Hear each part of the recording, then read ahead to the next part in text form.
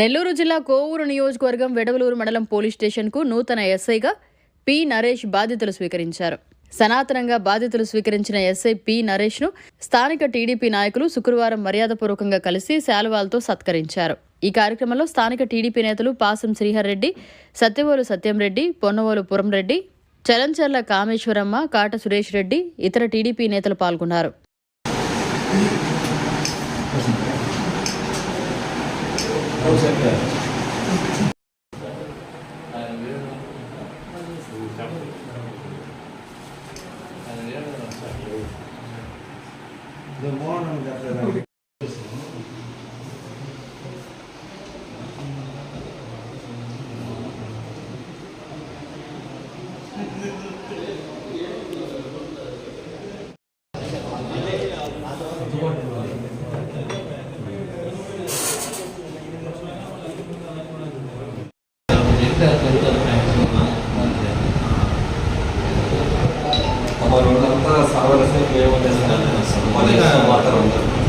మరిన్ని అప్డేట్స్ కోసం మన HN9 టీవీ ఛానల్ ని సబ్స్క్రైబ్ చేసుకోండి.